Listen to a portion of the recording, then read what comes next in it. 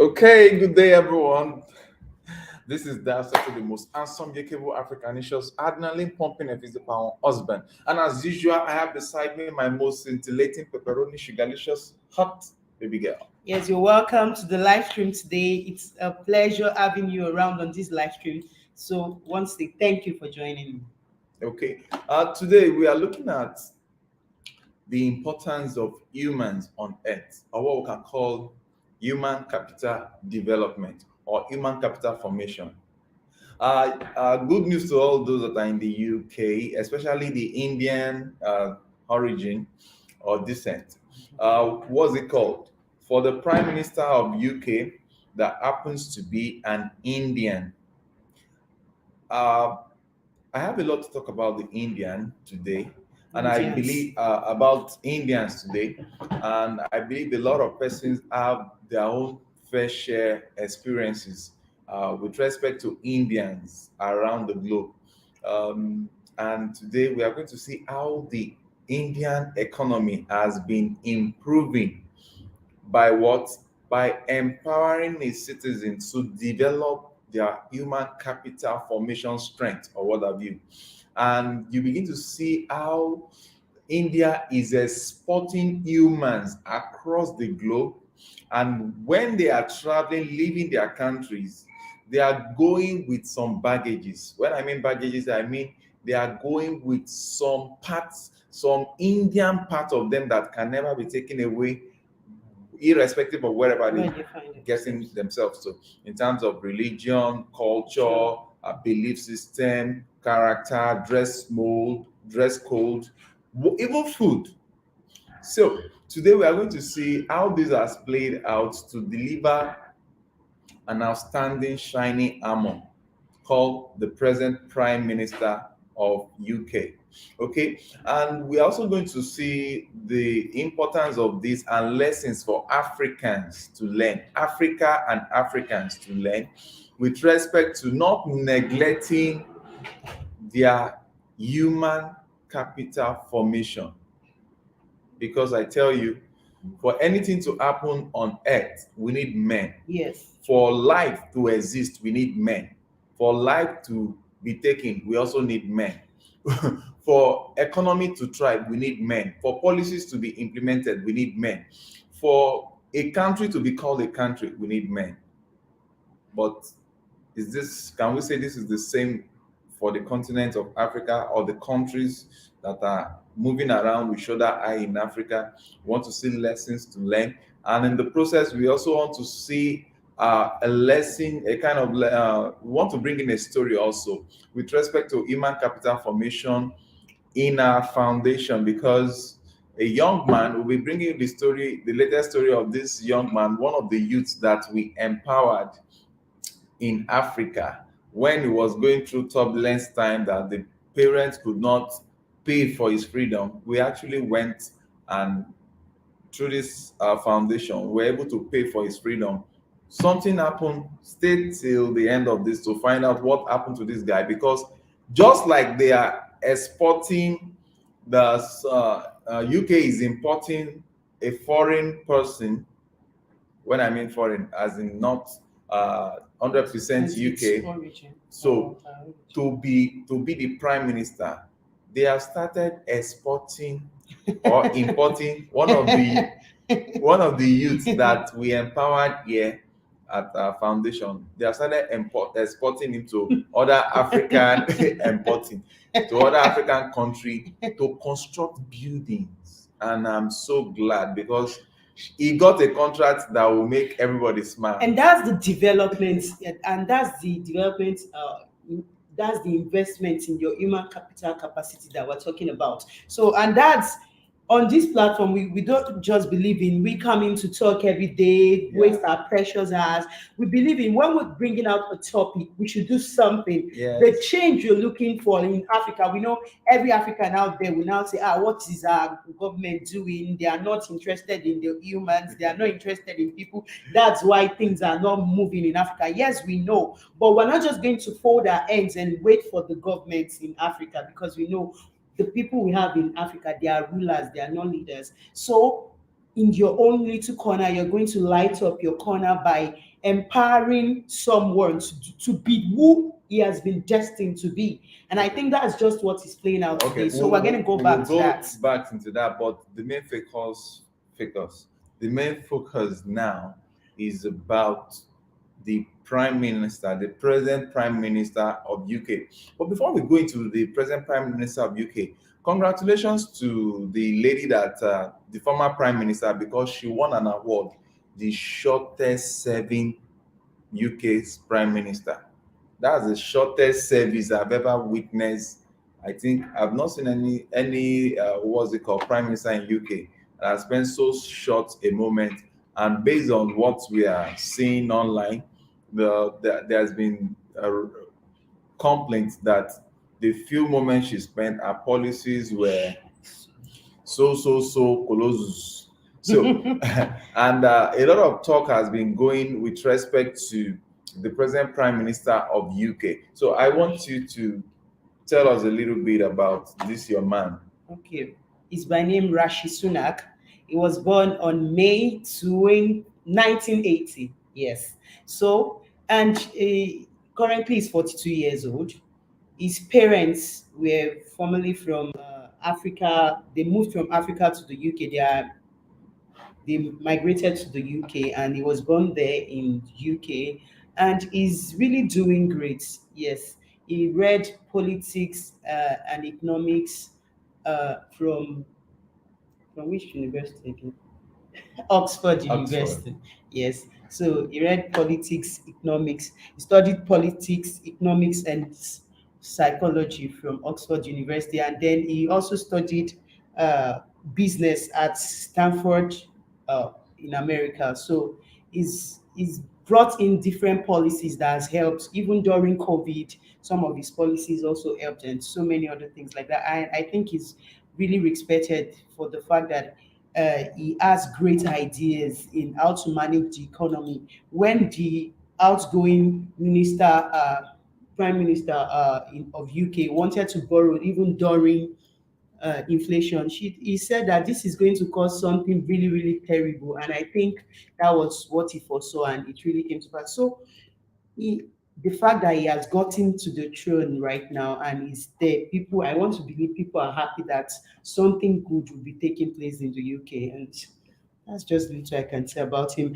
And because he's from India, and Indian people, they do a lot in what they invest in the development of their people. And investing in your human capital development is the greatest development. How you treat your humans, your greatest asset, the strength of the king is in the number of people with him. So I think one thing we are missing as Africans is that we feel the resources are our strength. We feel it's the oil. We feel it's the cocoa. We feel it's the mineral or natural resources. We don't know that our strength actually lies in the human resources. So the value we place on our human capital development is so low. But right here, we see that Indians, they place very high value on their human capital development. And that's why they don't joke with integrity to anywhere they get to. They are people of character and integrity. They have culture Sure, yes. that guides them. They have belief system. Okay, continue. So they are people of great integrity, and they are always hardworking. They are always special in at least most of them are. We have most of them that are CEOs of great companies and all the like. So we want to see that this is really standing them out in the nations of the world. And I think it's a learning point for Africans.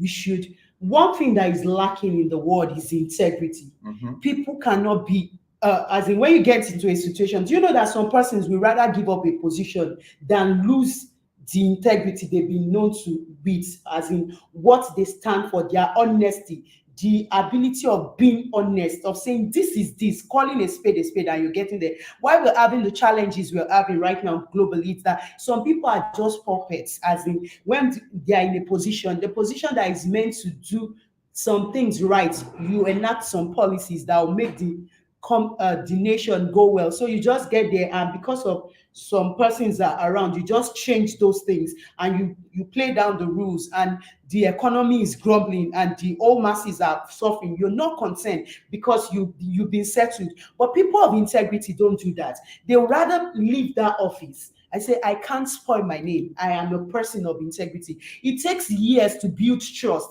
Integrity is the trust you built over the years that people have in you. So when people trust you for something that you're going to deliver, you're going to be there. And you are now in a system that is not working. You're not doing the right. You're not a positive agent. Your name is going to be at stake. All the years you've used to build your integrity will be gone. So people that have integrity, they really guide it jealously. They don't tend to lose it. So if they're in between two odds of either gaining whatever, selling their integrity to gain whatever resources or anything, they just say, no, I'm not going to do this, and they go ahead. Yes. Okay, with that being said, okay, Jim, how are you tonight? It's nice having I'm you. very well, thank you. How did the flood work out? How'd it go? Is it getting better? People getting food and things like that? People are still struggling with the flood issue. Yeah, I figured that would We'll be talk the a case. little bit about that Okay. in the process. Yes. So And concerning this, on the title, the subject, can you explain to me a little bit about what your emphasis is on today? What is your emphasis? okay, we are looking at the UK's Prime Minister. Okay. Hello? Yes, I can hear you. Are Am you I with us? breaking up a little bit? We are looking at okay, I think the breaking is from your end there. We are looking at UK Prime Minister as an example of human capital development, of which we are trying to draw out lessons for Africa or Africans. Because let me just give a little information on that. Okay. The Indians have been known to be great numbers of people that have been heading large corporations, productive corporations. They are more into businesses. They travel across the globe. And when they get to each of these countries, you see them with their culture, with their belief system, with their dress code, with their lifestyle. They have a goal that they are aiming for, irrespective of whatever country they get to. And they pursue that growth to the best of their knowledge. Presently, they are the ones dominating the tech world. That's absolutely true. In fact, the CEO of Twitter, who just got released by Elon, we're looking at, by the way, more engineers are coming out of India than almost any other country in the world. They have, if I'm not mistaken, they have a caste system, and the Brahmas are at the top. And if I'm not mistaken, they do have a little bit of wealth, and they have a strong family nuclear situation where they do provide the best for their children. I'm not saying that their ultimate goal is to help the poor, but they do provide a lot of engineers, and by the way, they're very wonderful people. I thoroughly enjoy them. I just had new neighbors that are from India move next door into the house. Wow. And I'm looking forward to getting to meet them soon. But yeah, thank you for your time on that. I appreciate you explaining what the situation is. And I almost think that this kind of ties back to your monarchy talk, because I don't know if a parliamentary system is a form of monarchy or not, but they do have more parties than we do. Like basically here in the United States, we only have left wing and right wing, and they have 2 or 3 different. Wow. Labor. I'll listen in, and I'll just. But thank you for emphasizing that. Wow, thank you so much, Jim. Okay, with the little you mentioned, that let me just chip in something also. Indians are known to have different class, or what we call clan. They operate a kind of clan society. They are large in numbers. I think after, what's it called? After China, Indians should be the next point of call. Yes, Jim, the caste system and high level of prejudice and segregation for the darker skinned ones in their midst. Yes, they also have this also. This is part of their shortfall. They have this caste system and the likes, and but we are talking about the way they manage their human capital with respect to. I see them as a country that is exporting humans to other part of the world, especially in Africa, in Nigeria here. I've worked with several Indians while I Always was, the heads of- and they're always the head.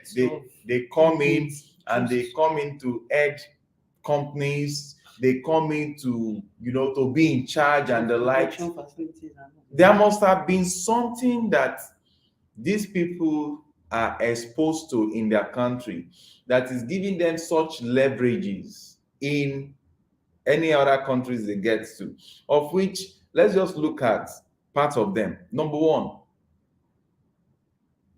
they operate in a belief system. Let's start from that. They have this particular belief system.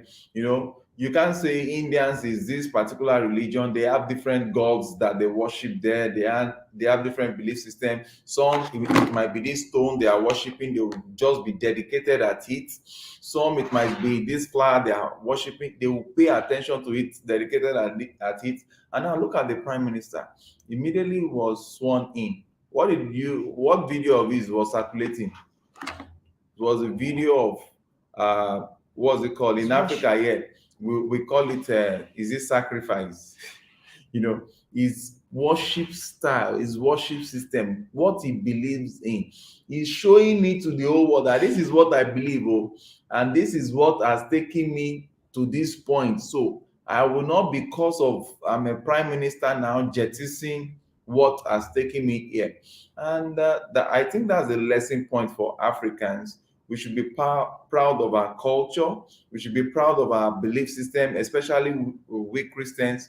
You find out that some Christians, some so-called Christians, they hide what they believe in when they get to the apex point.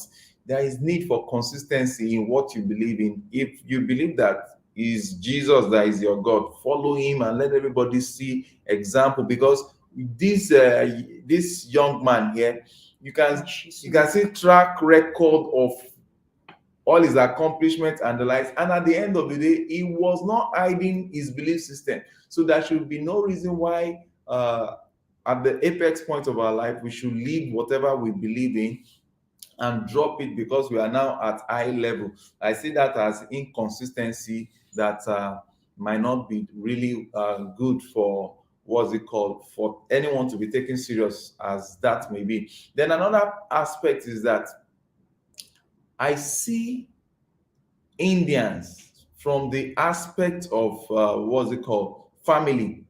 When you want to experience family traditions, Indians are very, very good at it. They keep to their family traditions. You see it in their belief system to the extent that when you don't need to be told that this person is an Indian. Once you see it, you see the identity. I call it branding. Let me just call it branding. Indians have been branded in such a way that once an Indian walks in, from the way he talks, from the way his hair is, from the color, they love colors. Indians are there is a tribe in Nigeria that is like Indian. You know the tribe I'm talking of? Calabar. The Calabari people, they love colors, they play with colors, and that's why in Nigeria it is their part that is very known for cultural display, as in what carnivals. So Indians are just very carnival like looking. I did not say carnival. They are dressed, they can combine several colors, they play with colors, they tweak colors and the likes. And when Indians are talking, they are not ashamed. Some of them, there is no establishment, they speak their language. Once they meet each other, they will speak their language. Once they're on phone, they don't take their language as what we Africans use derogatory words like vernacular. Say you're speaking vernacular. speaking English. No, you see an Indian, they are always very, very good to speak their language. And even when they speak their English, you will know that this is Indian English. Hello, Mr. Setro. Just like we have Mr. Hello, Mrs. Setro. I'm telling you that this thing is not going to work the way it's going to. We have And, you them know, as so I work with and they're them. good. I worked with them in FCMB when I was in FCMB. I worked with them in FCMB. I worked with them in Equatorial Trust Bank, and I tell you, you will always see them at the top. There was a period that there was something that was going on Third Mainland Bridge. I had to pass. We had to be camped out there. So we're camped together with the Indians. That gave me the opportunity to meet with Indians, sleep and wake up with them and see their lifestyle. They love spice so much that even no matter how highly placed they are, there is this scent that comes from the spice they eat. So these are the people that are coming into your community. They are going anywhere in the world. They are going with their culture. They have the specific food that they eat, and they must locate where they are selling that class of raw foods in Nigeria or whatever country. Yeah. Yeah, So and you they know that's interesting. You bring that up about their colors and how they like the colors. I also think they're one of the most when it comes to their cooking and their spice mixes. It reminds me about their colors because they use all their ingredients. They have what I think it's a real symbiotic relationship with spices. They combine spices in a certain way. They're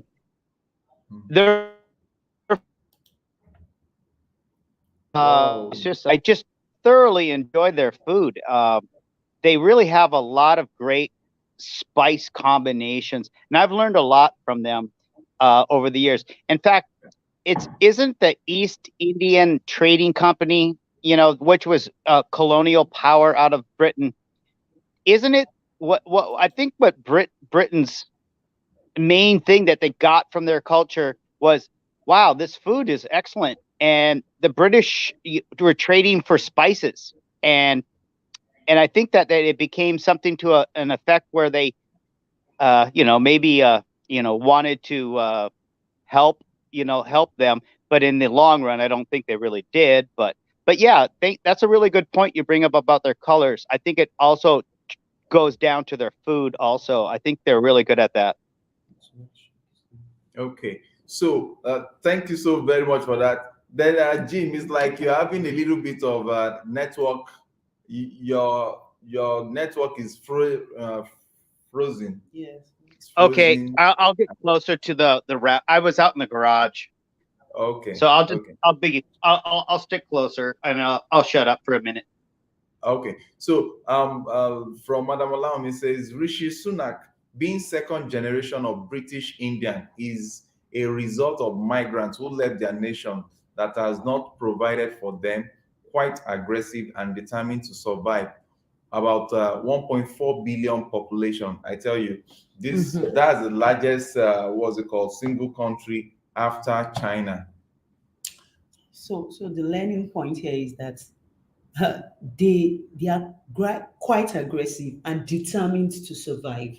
Yeah. And they've developed over time survival strategy, and they know that for you to survive, you have to have good working ethics. You have to call a spade a spade. You have to be someone of integrity. You have to have character. And I think most of them do have good interpersonal relationship skills and the like. So that is just it. They When an Indian gets to your country, he's out there to make money and send back home. Most of the time, some of them, they have their children, their families still in their country. They are making money here, sending it back home.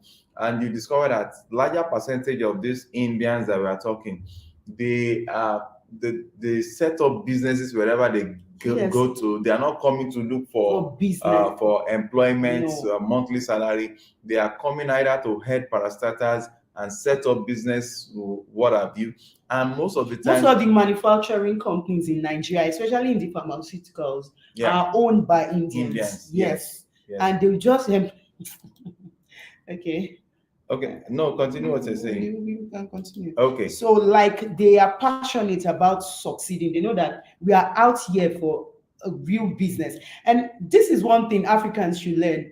Their government did not provide for them. So they decided to provide for themselves, like what Madam Olami just said. So they decided that whatever it takes, we're going to succeed. And I think that should be the next move of Africans. We should just go away from the government, the government, the government. We should start something ourselves. We should be proactive. We should, when we get to somewhere, we should think that what can I do differently?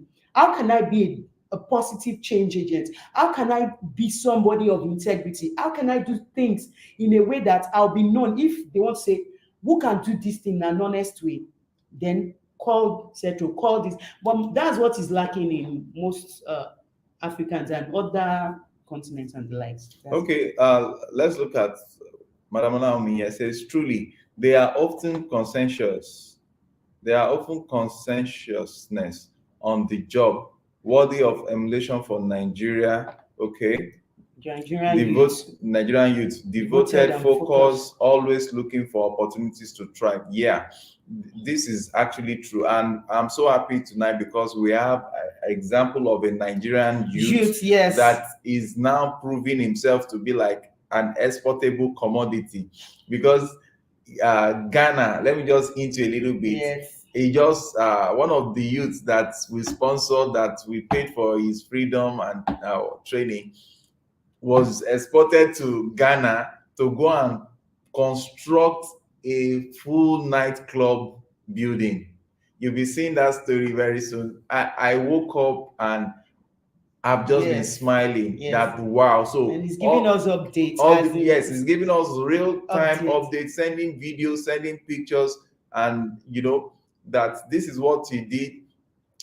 This I don't want to jump ahead. Just let's enjoy ourselves with this story. We are getting our youth seminar for December. For December. So he said he's going to be around. That is, as in, you can see a youth whose life has been transformed. He's now earning money, and he says, yes, I want to be around. I want to help other youths out. And I think this is just the way forward. Is just for us to look inwards and say, how can we start? If not for the help of people on this platform that we've been helping, the Setros Foundation. That boy will still be there. And because of his brain as a youth, youths, they have this technical know-hows. They are very good at things. They can move forward.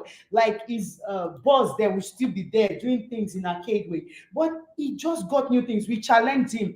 Go and learn upholstery. He started it. Before you know it, he was just doing buildings before. And now he got to know it very well. And they've been employing him in different places. And we're just so happy. And I think this is just a call for us to just be focused more on these youth, focused more on what we can do. You can imagine. You can imagine this present UK Prime Minister, Sunak, Rishi Sunak, being a descent from India, that got himself in a strange land. Let me just say a strange land, in a foreign land, and yet he imbibed the culture of his people. Yes, he is not. He never forgot home, and I'm sure the country will now be very proud of their son, who is representing them properly well. And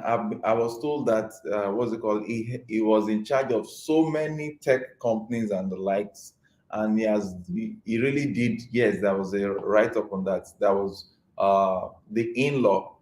The wife's father was actually invested in a tech company that this guy helped them to run, and he ran it successfully. And there's been a lot of accolades on his part. And how would we feel that in the next 10 years, 10, 20 years, we are seeing youth from Africa supported by Setros Foundation, that they are now doing what's being recognized globally because they are able to do something. I remember the period that, because this guy that we're talking about, this particular youth that we're talking about, was trained on how to construct buildings on water before we came into rescue to pay for his freedom and the likes. But we told him that We don't just want you to be doing buildings. Yes. After buildings has been set up, there will be need for furniture. Infrastructure. So you need to go and learn upholstery. You want to hear the greatest shocker? This boy went, he took our advice, he went, he learned upholstery. Now, the contract they gave him in Ghana, those of you that are from Ghana, by the time I put up his video, you will see that particular street. I want you to confirm this story. The contract we gave him in Ghana, he executed the external, what's it called, carpentry work of that building and the furniture also for a nightclub that they were setting up there. So we are so proud, we are so happy that this is coming up. Oh, Madam Claudia, very true. Give me, okay. So we are so glad that we are not just a bunch of people telling stories, but we are people that are interested in seeing things work in our country while in our countries, in our continent, while we hold government as constant in economics. When you are doing the YDS, you hold some variables as constant. So I'm appealing to us in Africa. Let's hold the government as a constant variable.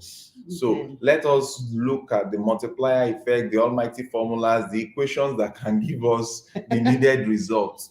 So the government will automatically start moving when we are already running. So that is how that's how the world of the Africans can be built. I'm sure India is not as bad as when the parent of Sunak. India is not as bad as when the parent of this Prime Minister Sunak ran out of India into either UK or what's it called? Because they also came to Kenya, East Africa. So this is telling us something, that there is hope for our world today. If only Africans will learn from the Indians. What are we learning? I've mentioned we should hold on to our belief system. We should hold on to our culture. Yes. We should hold on to our culture. When you see an Indian going anywhere, no matter how rich they are, I don't know how they do. It's like they move with their fabrics. They move with their fabrics. They shipping their fabrics. They shipping their food. I was shocked the day I discovered where they have their store for food. And when you get there, you meet. In short, if you want to just meet in the Indian community, just go to that supermarket. You will see them in their large numbers, and I find that interesting. Same applies to China. They always come with their Chinese village, Chinatown, and the likes. What were we still discussing? Yeah. And China is taking over most companies in Africa. Even we were still discussing. Don't let us go to China, because before Jim we now go into China talk. So Jim, you wanted to say something. I first want to say hi to Madam Olomani and hi to Madam Claudia. Claudia, please, did you get your phone fixed? Can you come in and do a little test and see how you sound today? And in India, they have a festival where they throw their colors on people. They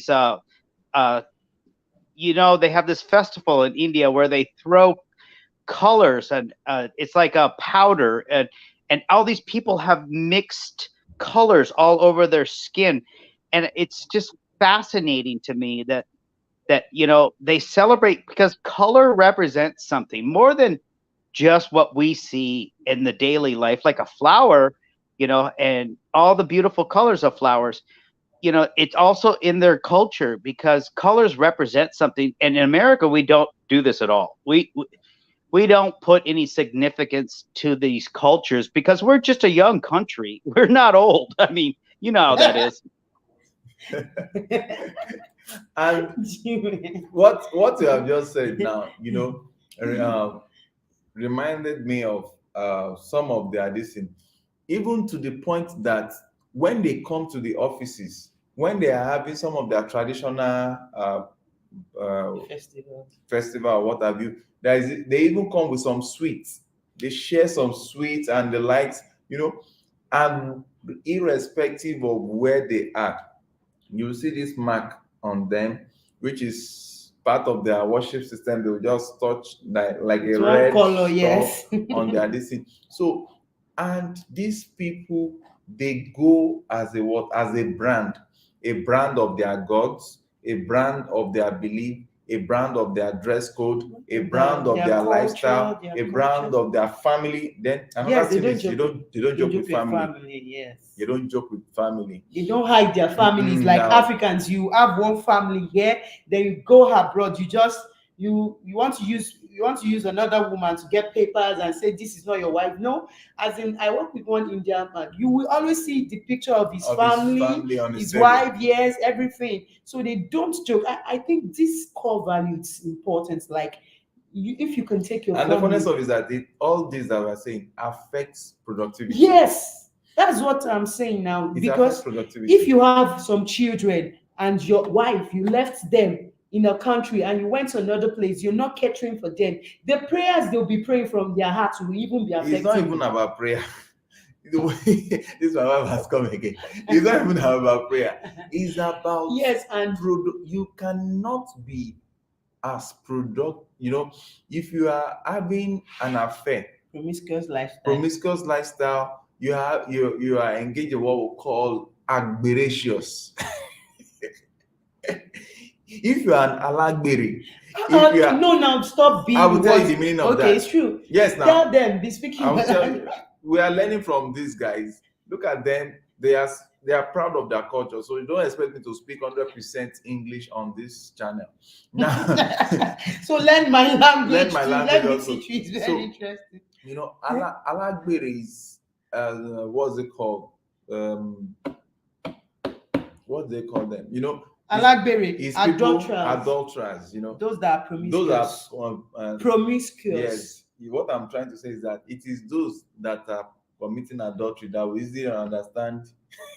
That we easily remember. So yes, as in if you lose concentration, you cannot. If you are adulterous, certain percentage of your reasoning will be affected. Oh, we have someone here. Wow. Hello. Hola, this is Emmanuel Nubian Muse, her husband. Mama said we have an Indian. Because I wanted to get it clear. I wanted to discuss it. You got the phone. Yeah. Yeah, no, it's my husband's phone. It's my husband's phone. But I wanted to say, and we've had a busy week. It's been very blessed. But I wanted to say something about the Sikh or the Indian community is super diverse, just like African tribes and African culture, super diverse. And the Sikh community is interesting in that it is a monotheistic, as opposed to, the worshiping other gods, in the Indian culture.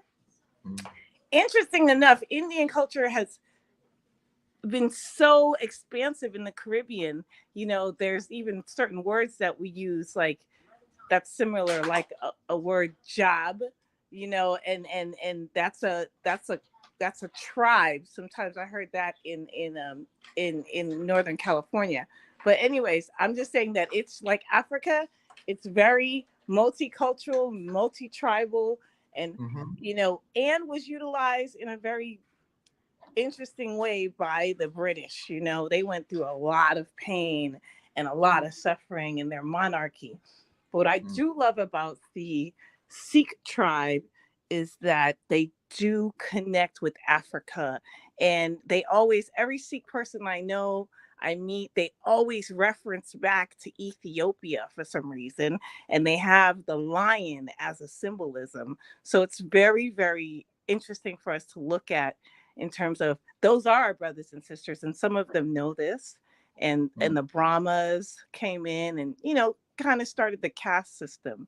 But it's good that hopefully that caste system is broken, but we can still learn from our Indian brothers and sisters who, Punjab. That's why I want to make sure that in my Haitian culture, when we trying to say something is a scary energy, or uncomfortable or even diabolic, not saying it's devilish, but it's something that's unknown and unfamiliar, we say, oh, son job, c'est job la, But here in Northern California, when somebody, and I know some Indian people, and please forgive me if I'm, and please correct me, but in Northern California, they'll say, oh, some of my Indian friends say, oh, make sure it's not a Punjab business, Punjab, because that means it could be like, oh, you could get into some bad scam, So I'm like, oh, linguistically, we're all connected.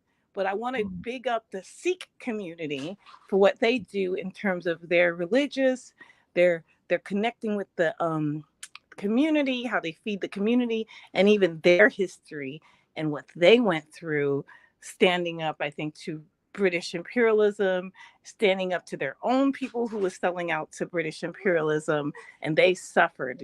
They have a crazy history with Gandhi and all that. So, like Africa, the Indian culture and the Indian topography and the tribes, they're deep and they're still interconnected to Africa.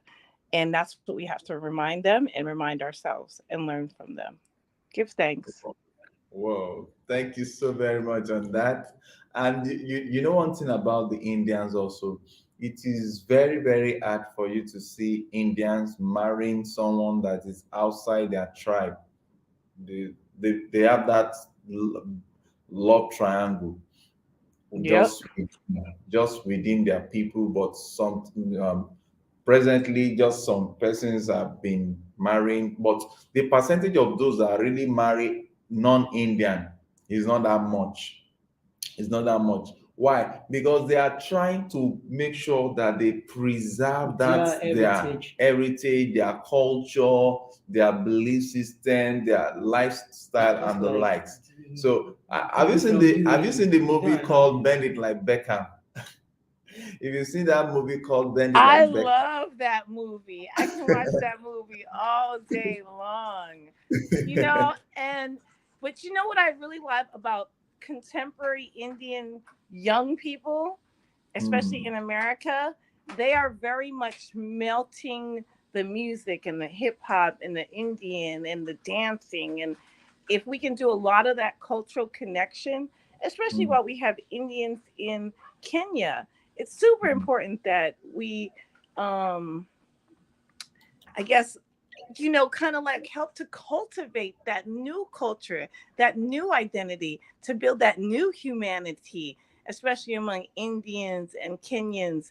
And then we will get past color lines. But it is true, keeping that tradition is important. But I find that, again, once we make more of the dialogue and the communication, I think our Indian and African brothers and sisters will see that oneness that we have for the one true God and the Creator in love. And it's a fine tuning, but just accepting and loving and like I said, cultivating that new culture. So it's not like a wrestling, it's a hugging. And if we encourage that in the youth to embrace the newness, the new flavors, the curry with the fufu, you know what I'm saying? Yeah, that's right. And the dance, the hip hop, that's right. And the different colors. That is right. And for us to get beyond the color situation, because the color situation happened during the Great Slave Trade. And that was the branding, the branding. They branded us through color and skin. I give thanks for God for this communication that we're all having currently, and you're bringing in. And, so here I big up for the lion to all my Sikh brothers and sisters who check it in. Your Rastafari sister from Ethiopia. And again, India and Africa, when we look at the Bible and the apocryphal text, very much part of the Bible. According to one of the apocryphal texts, I think it's Enoch, please forgive me if I got it wrong, that the serpent, or no, it was the Adam, the book of Adam and Eve, that the serpent was thrown to India. Straight up. If you look at fufu and curry, that's the bomb right there. That's a new make sure that young guy has a restaurant. Okay? Call it Afro-India. Afro-India. Yeah, You know what I'm saying? You know what I'm going to do? we're going So to the give jam you thing? your Oh my I think what I'm going in to your do hand. is I'm going to give Jim in your Inyo no, but do you know what? Egusi. No, Jim, do you see that professional chef has been on the? Yes, continue. Do you know that they are now cooking African foods, especially Nigerian food? Did you see them preparing inyo eba as one of them? Don't let my wife digress us from this from this topic. But one of these days we'll prepare this for you. Okay, let me ask you what's it called? Game Amp me. Let me ask you this. How will you feel, you and Jim? How will you feel seeing us dressed in our traditional attire on this channel? That would be wonderful. That So, would be a blessing. watch out. Coming soon. Yes.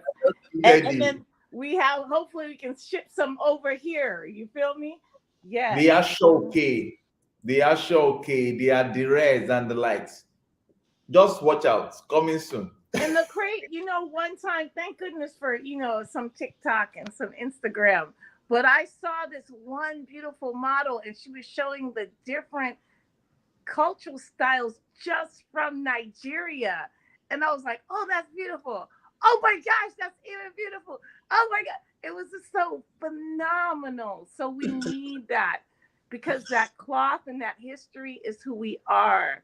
And remember, the Creator wants us to get out of confusion, to get out of Babylon. So we have to get back into our ancestors. Again, it's not like ancestor worship, ancestor blah, blah, blah. The Bible is always talking about our forefathers.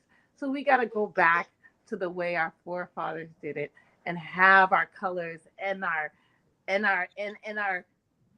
shingles and everything. So, you know what I'm saying? Whatever those things that showed our flavor. Because we all are very important to this banquet. But if we just taste like prison food, okay? we just got a yes. No. I want to We just got a yes for our traditional attire.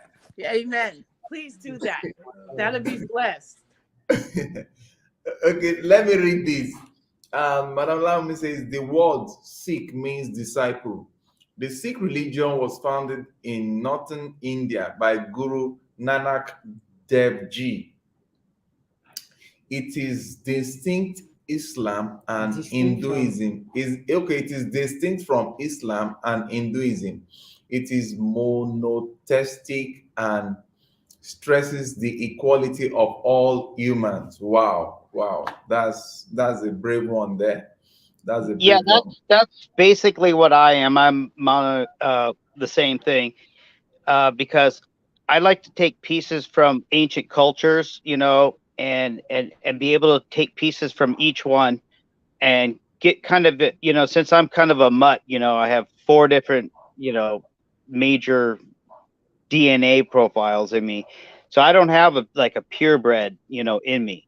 So it's difficult for me to even be able to research for my grandfather and my grandmother that died when my mother was 2. Understand that. So my mom was the last of 4, and both the mother and the father of my grandparents that I never met because my mom was only 2 when it happened, so she doesn't barely remember them at all. But it's so when you guys talk about these ancient cultures and the roots you guys have that is so old, and I can keep on thinking our country is kind of a mixing pot, and it feels way different from what you guys get, because now I'm learning that you guys are it's so much more. There's so much, it goes back so far that here it's a mix. And you can go to any restaurant here, any state here. In fact, when I go traveling, I always look up Indian vegan restaurants as I go along the route. Okay, now here's what I have to say about that. When I say a melting pot, See, we're diverse. Human beings have always been diverse. This We is come in all Dotun. kind of shades and colors. This is my son. Yeah. Eh? Whoa! Let's see him very well, sir. Can you slant your? Of Whoa! This is lovely. So when I say blend, what I'm really talking about is this other replacement culture. If we can celebrate all of our cultures, that's what's important. All the cultures inside of us, all of that African. I remind my son, you're African, you're indigenous, you're Asian, you're German, you're Mexican. You got to pull from all sides of that. You got to be flavorful. You can't just be American and not interested in everything, not anything but video games and French fries. Do you understand what I'm saying? So when I'm saying that we can still be flavorful with our culture and that mixing, but acknowledging, seeing it and celebrating it, and acknowledging that we've always been together in the past, in ancient times and present times. It's how we've been engaging. So we must change the way we engage and understand that we are coming out of we're becoming a new humanity, a new race of people where skin and eye color don't matter. It's just our traditions and our value systems. That's what matters. And all this other one is just extra, like the flowers, the lilies, the roses, the trees, the plants, the diversity, but not the division, the diversity without division. Or just this like melting, or this division, or this so much melting you can't even distinguish. You understand? Well, like the UK, the new prime minister of the UK, this guy, he, by the time he was 42, if I'm not mistaken, he was a multimillionaire. And I just always wondered, like, how much money does it take for somebody to sell their soul out? You know what I mean? And if you go 44 days as a prime minister, and it'd be the shortest prime minister, and then you have a complete shift where they, I mean, now they go into it's almost like a businessman kind of guy who's worked his way up. I don't know what how that English voting system goes. Well, I don't understand that stuff. Yeah, but it just seems like to me that they are just passing the buck or kicking the can down the road. You know what I mean?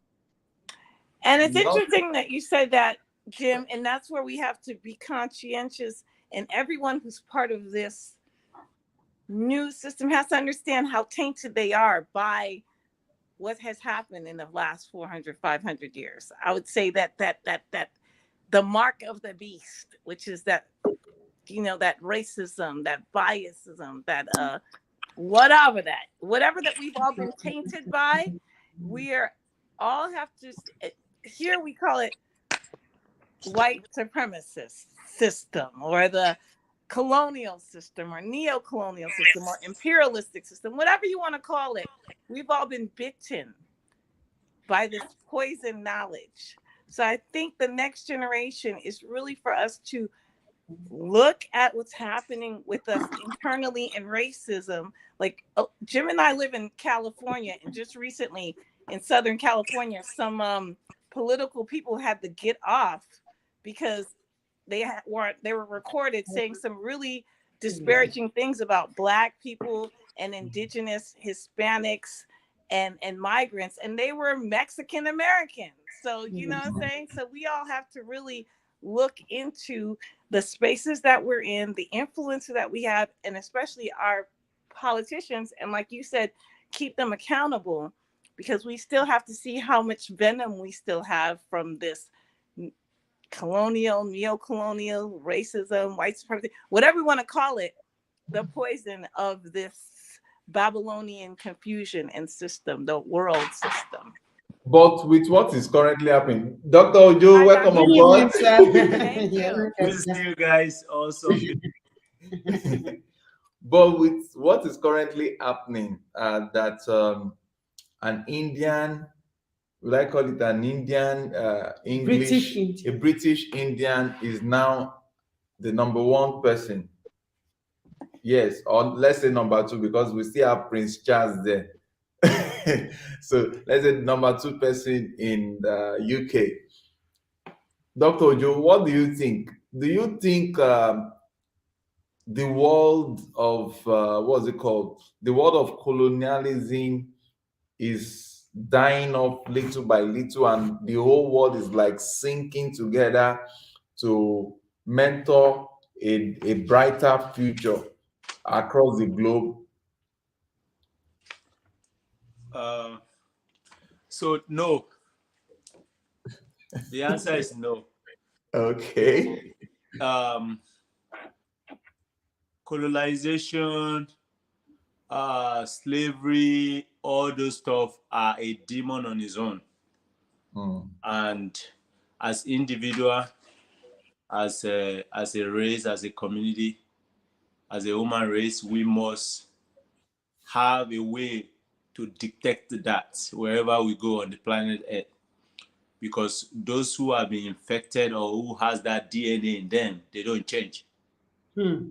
Yeah, it's you can liken people like that to the Pharaoh described in the Bible.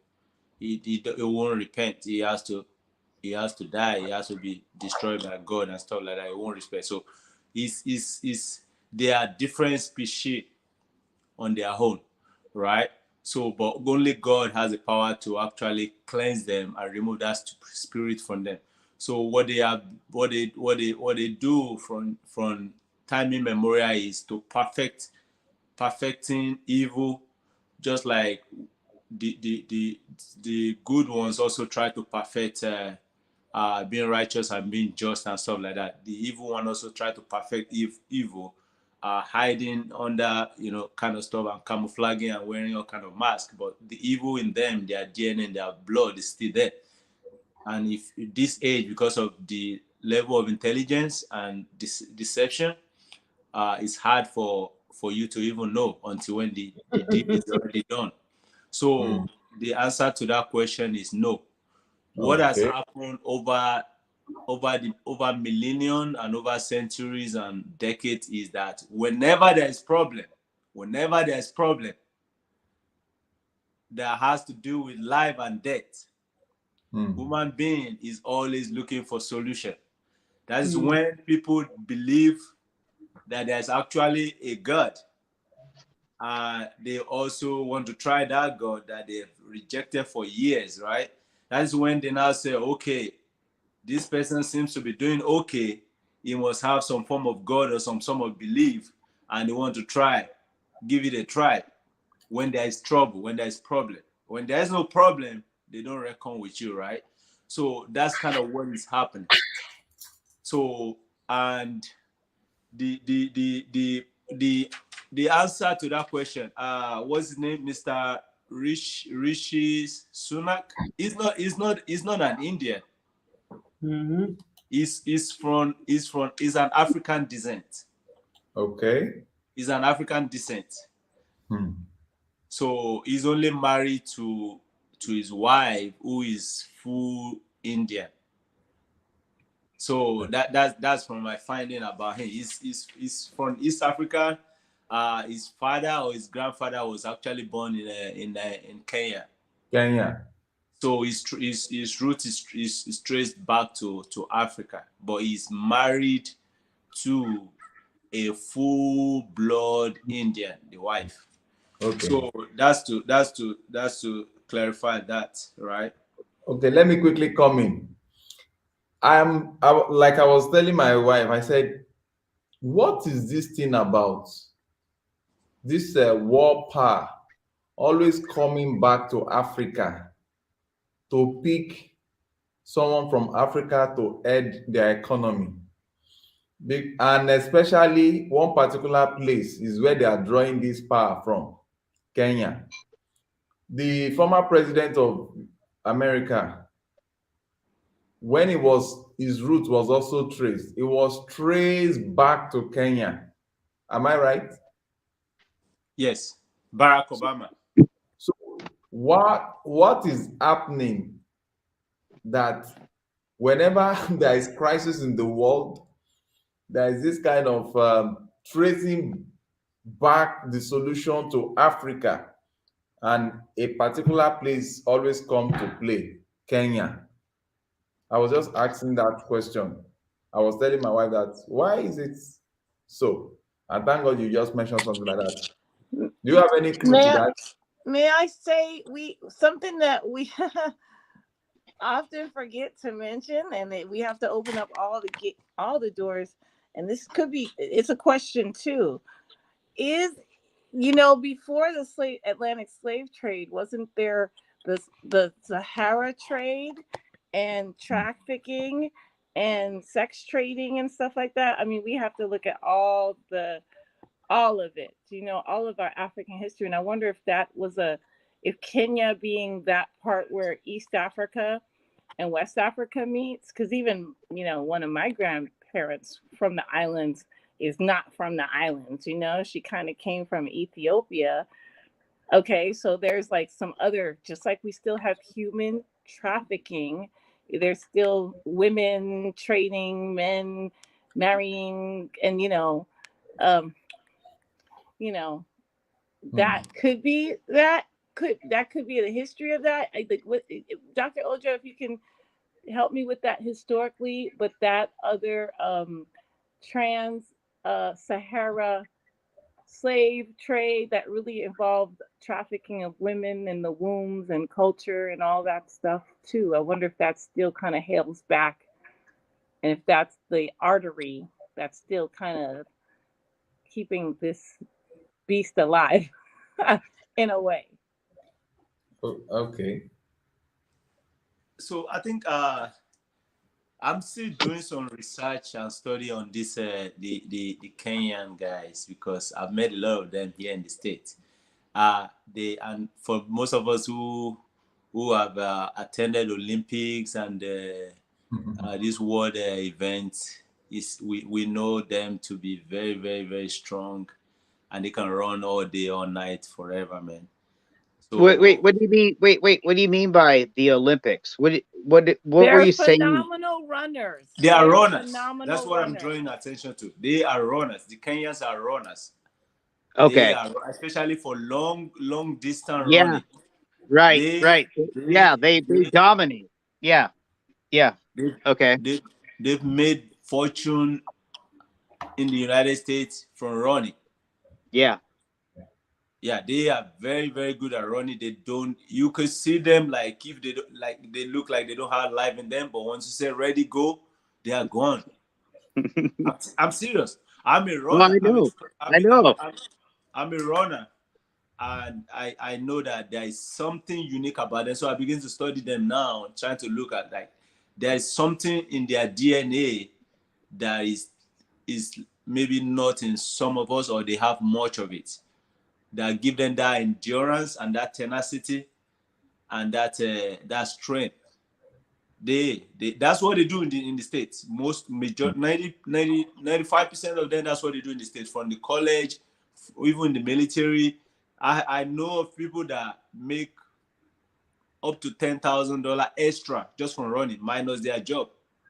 And in the military, they even let them go do all the running, wherever in DC or whatever they are having the competition, they go do. They let them go without stopping their pay, without worrying about their work and their job and stuff like that. They just let them go. So they make those extra money, and they still come back, still strong and still like. So I don't know what it is about them, but I'm kind of looking into that human raised from that side of the Right. world, see Now, what's unique about them.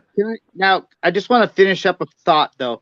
Now, when you bring up the Olympics, right? Now, can you somehow make a comparison to the United Nations? Now, first, let me speak for a second.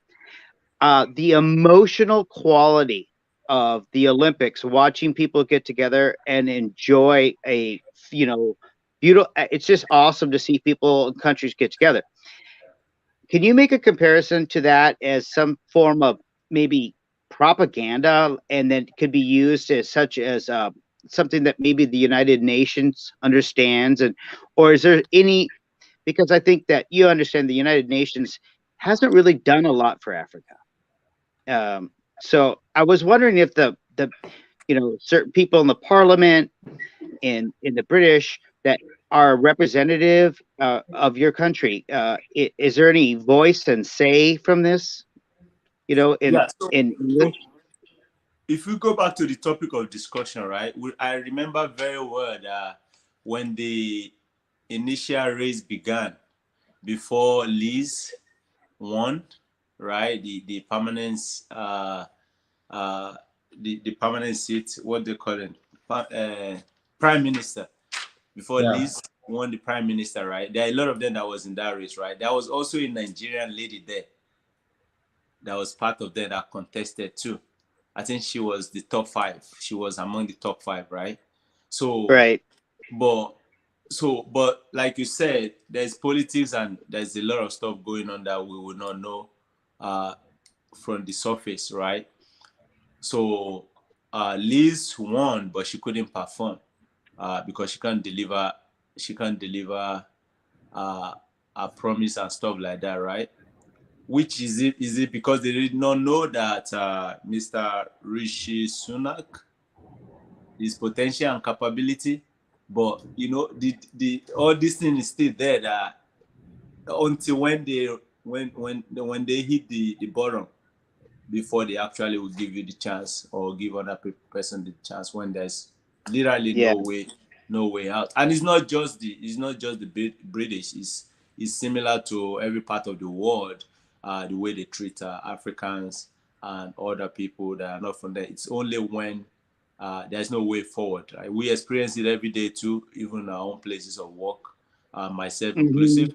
The United States also have their own too, right? Because they're not gonna give anybody any job except there's no American that can do that job. Which I kind of understand with them, because I mean, you should place your citizen first and take care of your people first before you start taking other people. I got that, but it's not the same way when it comes to Africa, because Africa does it the opposite. Yes. We look like Jim Barak now. When you go to Nigeria now, You will get a job the following day. I won't be surprised. I won't be surprised that my brother and sister will probably give you better food, give you a better place to sleep, and even give you a wife when you don't need one. Whereas I'm suffering and I'm probably begging them for something. So it's the other way around that some other African country does it, which is okay, because I understand the angle where the African is coming from, right? The hospitality, you always want to entertain those that are not from your own household. Like I wouldn't want to say stranger, but visitor, foreigner. Yes. Because that's you portray your image, you project your image and your personality and your culture to them, and you know, so that they can go back with some kind of wonderful experiences. Like that's kind of how Africa and most African countries are. But it's contradictory, it's the opposite when we go to other places. And just like, I just want to say what brother Olanumi was saying, the high altitudes. I think in his last comment on the East Africa, not just East Africa and Kenya. But yes, that hospitality is important. We're good at that in the Caribbean too. We'll see a stranger but then we look at each other cross-eyed.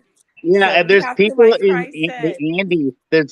There's these runners in the Andes mountains that down in Chile and stuff too. Man, they've been doing it for a long time too. I mean, but yeah, right now, if you would have to say what race of people can run the farthest and the longest, the DNA proves that Dr. Ojo is right. I mean, it's not even close. I'm telling you, it's more than just the altitude. Being on the mountain might help because they might be used to it from childhood, like, you know, all this physical. But it's what they do is much more than that. It's probably become something that is already injected in their blood. Maybe over the years, because the way our body function is kind of wonderful, right? Over the years, their body must have developed some kind of hormone or gene that is already become part of their DNA that they are all born with now that is different from some other people. I think that's just my own belief anyway. So Okay. once again, if anybody's listening, please like the show, share the show. Can we put up a Cetros Foundation link, GoFundMe link, and you guys, we got 5 subscribers now. We have to get this Rumble account up to 100 people. And all you do is give your email, you sign in, you get your Rumble account, you don't have to pay anything. Then you get to Rumble, and then you type in Cetros Spotlight. Now they get to monetize all their videos now. So from now on, they won't be censored. And now from now on, they can keep all the money that's going to come from those videos. So they can be used as funds for the foundation. So I highly recommend going there and subscribing to the Cetros Spotlight on Rumble. Thank you, Jim. That was the Jim Barrett spotlight. Okay, Jim Barrett spotlight. And now we're gonna go to the video. You know, this is a great show. We want to thank. This is a great community. It ain't a show. It's a great communion. If anyone's listening in and want to hop on in the live stream yard, come on through. But we want to thank you, Joke and Dale and Dr. Ojo and all the ones commenting in. Give thanks. Well, Yeah, thank you so very much. So, with that being said, because we want to draw out lessons for Africans, especially our youths in Africa, with respect to human capital formation, human capital development. So I have a video here. I mentioned this video before Dr. Ojo came up, and this is talking about a youth that we discovered somewhere in one of the worst community in Africa, one of the worst slum in Africa. We discovered this young man 2 years ago. 2 years ago, 2020, we discovered him. He was building structures on waterways and the likes. So the parents abandoned him because they didn't have money to pay for his training. But while the Cetros Foundation came up, we paid for this boy's training and we did his graduation for him. We bought him startup equipment in carpentry. And before, I told you he won a contract for an hotel in Nigeria, but now this is his latest contract, all the way from Ghana. All the way from Ghana. So I want you to watch this video. Just let's look at this.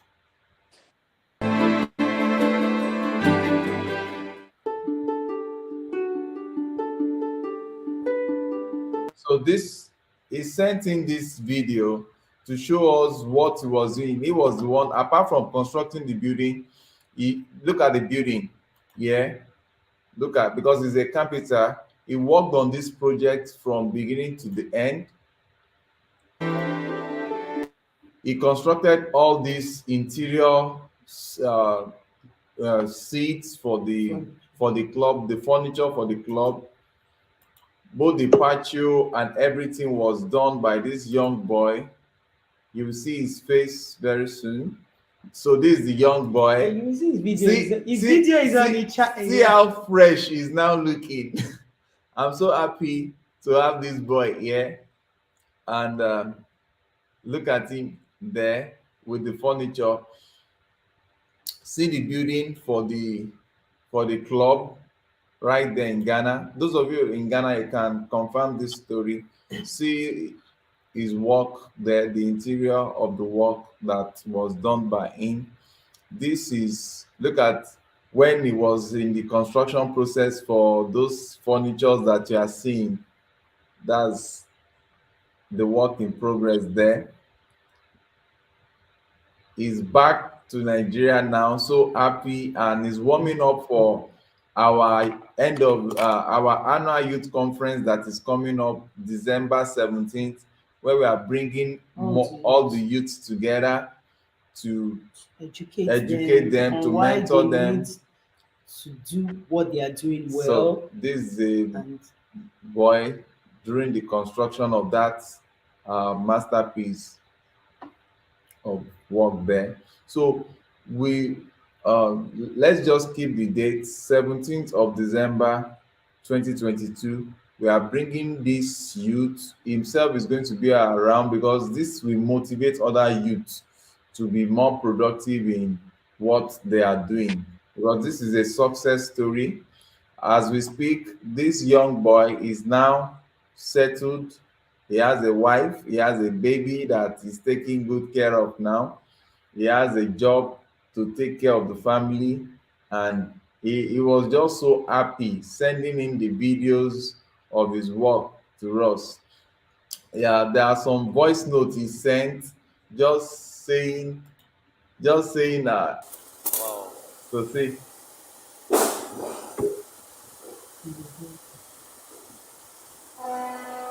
So that's the young man there, so proud and happy for what he has been able to accomplish in a very short while. So these are the miracles that can happen. So this is the location. For those that are in Ghana, you can confirm this location, and Getube Avenue. And Do they Getube give out contractor licenses? Does he have certification? Something that he can use, to further his career? When you say licenses, it might not be the way it is over there in America, but here he has his, what's it called? He has his certification, he has his certificate.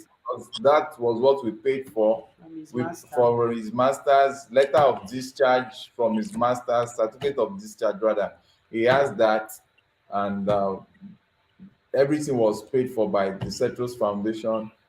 Congratulations! Wow, this is amazing.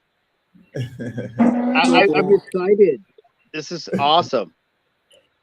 Yeah, so this video like this, we can cut a little part of it that show this particular aspect of his job, and this kind of like today's kind of a meeting. Okay. And then we can attach it to we can make it like a little separate, and maybe attach it, post it on the GoFundMe page, and as well as the what's it called? Rumble? Is it Rumble? Yes. Yeah, Doctor. Hey, by the way, Deo, can you just we can have multi people log in to the Rumble account. Can we just give Dr. Ojo, because Dr. Ojo, it's got a whole bunch of features on there, and I was hoping maybe in your spare time you could look at the account. So if you could, Dale, if you want, we can, give him the password. It's really easy, by the way. Very well. And so that he can get in there, and maybe because it's got editing tools, so we can make videos, and everything is all on there. It's a really nice package. It's their best package. So everything's licensed. I mean, Dr. Ojo, you'll have to go look at it. There's all this technical jargon I don't know anything about. But if we could just get you the password and everything, and you can log in, and now you can see what we're working with. This is really hot, good stuff. Rumble went public here, guys. On its first day, it made 400 million in cash. So Rumble's going to be what's going on here, folks, in the United States is there's a battle for this internet, and it is extremely powerful because it can sway votes. You can manipulate things. So it's a powerful thing. It's overtaken what they call the legacy media, which is your regular cable TV.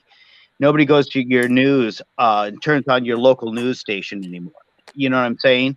So, but I'll shut up for now. But Dr. Ojo, can you get you that password? That would be great.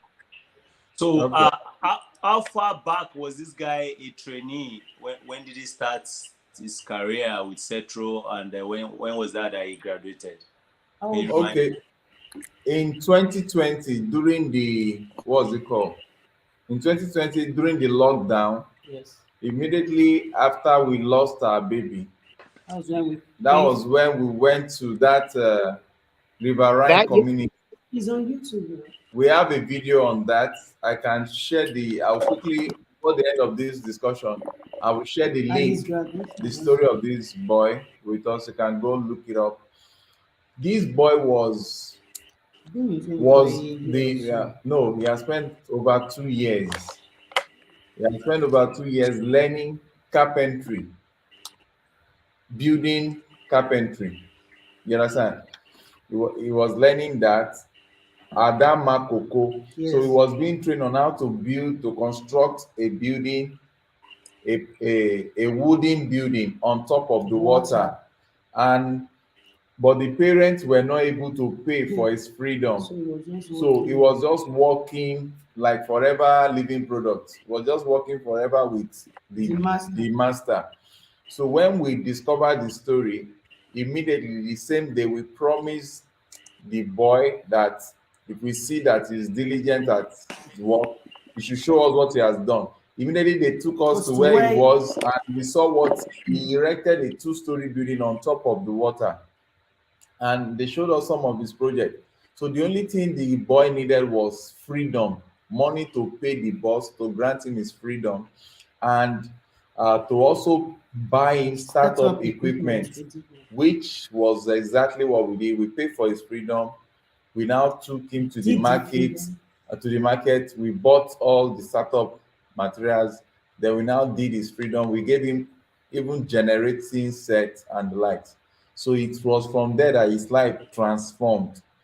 From there, hotels started calling him to build, is it patio they call it, to build some of those beautiful, let me show you some of those stuff. It was from there they started calling him to build some of this structure, something like this. I think it's patio they call it, all this wooden stuff. So that was how his life was transformed. This one person to the other, they saw his work, and now he's already leaving Nigeria to Ghana to go and do jobs to like Ghana. this. So Jim, very soon he will be coming to the US. So Jim, if he needs a place to stay, he's welcome. so he says, see what Madam Madam says, a training / apprenticeship produced this amazing story. Fulfilling to watch, motivate supporters to do more. Wow. Thank you so very much for everyone that has been supporting the Setros Foundation, and we believe we are going to still do more before this year runs out. That's why we don't want to lose touch with all these amazing people that the foundation is supporting and raising. We also want them to be connecting to this weekly live stream as much as possible. On Rumble. When we get to 100. On Rumble as well, because that's just too easy for them to subscribe to and also share with their friends and stuff like that, right? We want to be able to see their faces. We want to be able to hear them in person, to share their testimonies and stuff like that. It encourages us. Those are the kind of reward we get, right? That they are doing great, they are doing well. It's not just a waste of time and money. It's something that is fruitful. So that's the joy that we get, that kind of rewards all the people on this platform. And it should also be, be encouraging to others too, to join us on this educative platform that the Setros have provided. So I'm happy for him. I congratulate him and his wife and his child. And me too. Tell him, because I remember when you bought him the tools and made that video. So I mean, I can't believe it. I've been listening to you guys now. I remember this for like 3 years now. I can't believe I've been with you guys for almost 3 years. This is a kind of, and I was thinking about the Fantastic Four, and I wanted an update if you got one.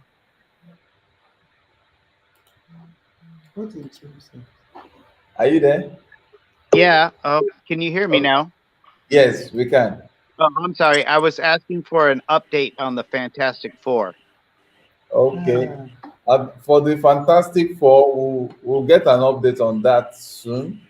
But for now, they moved their location because it wasn't easy for the father to continue to take care of them and going to work and the likes, and financing the maid, the this is so what I think based on the last discussion, what he now did was to set up a permanent structure around his parents' place. Are you with me? I think Yes. with the little money they raise, this is subject to confirmation, but I think based on what we discussed, and all the babies are healthy. Everybody's healthy. Yes. Everybody's good. Okay. He set up a structure for them so that they might not be paying house rent. You understand? So Yes. that's where they are with the parents. So the parents are helping him to take care of the baby while he continues to struggle for his own daily work and the likes. I think when the baby also had the challenges, two of them was having challenges walking. They were Right. having so I got them a product. I got them a health. Introduce them to a product. To a and product. the father bought it for So them. yes, so the father bought it for them. I introduced them to the product. The father bought it for them, and as we speak, one of them He's has now fully working. recovered and is fully working. So Great. those are some great news that we have with respect to the Fantastic Four. But before the year runs out, we should be able to bring out stuffs on that. Then for those of you that are watching on this channel and maybe Nigerians that are in diaspora, you want to come to Nigeria to invest in properties, you want to build houses and the likes, please kindly reach out to us. If you want to start building properties and likes, you can use the services of this our youth. Like this boy now, he has track record of buildings that he's been setting up for people. You can use him. Those are the ways you can help encourage these youth. Also, we want to tell you within the week you'll be seeing we have been busy on some projects as well. You'll be seeing some of our works as well, because in this what's it called, in this help that we are rendering, we also need to be able to make money so that we can take care of the foundation more. So we are partnering with some real estate gurus. There are some properties that were handed over to us to help sell in Nigeria here. So you'll be seeing video adverts coming up on that. We are partnering with this company. We'll let you know the company as time goes by. I'm working on the video advert. So if you want to buy properties, you want to buy finished house, or you want to buy landed properties and the likes, service apartment and the likes, you can reach out to us. So they are doing that to support us, the Cetro, so that we can be able to fund our projects well as well. So we look forward to just within the week, within the week before Sunday, there should be a video out to give us detail of this. So you have our blessings. So, and we plan introducing this boy to more people that will be constructing their properties. Okay, Madam Claudia says no. This okay.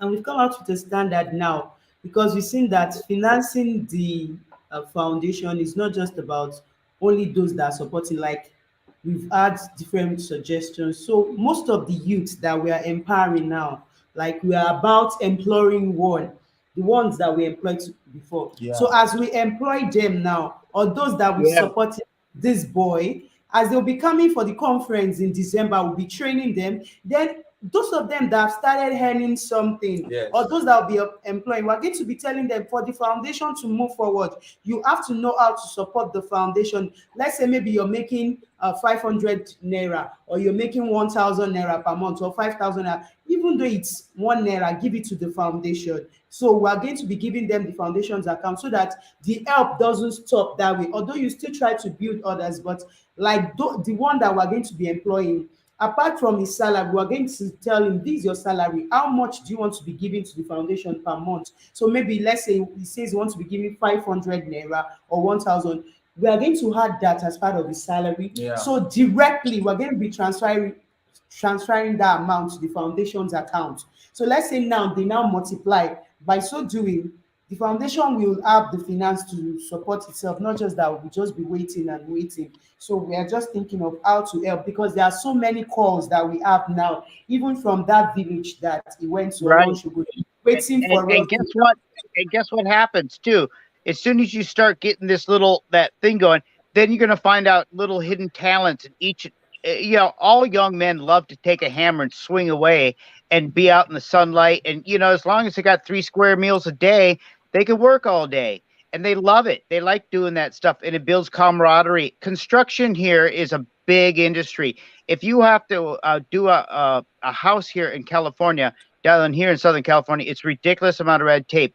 The ability to have red tape free construction with a ample amount of other youth that will see that the money will be there, because houses are building communities, and having someone like the Cetros Foundation move forward with this is just wonderful. I just love that idea, guys. Oh, thank you so very much. And just to add a little bit of info, what's it called? The company we are working with, they also have, apart from houses in Nigeria, they also they also have properties in UK. They have properties in I think in United. It's registered UAE, in UAE. they are registered in UAE.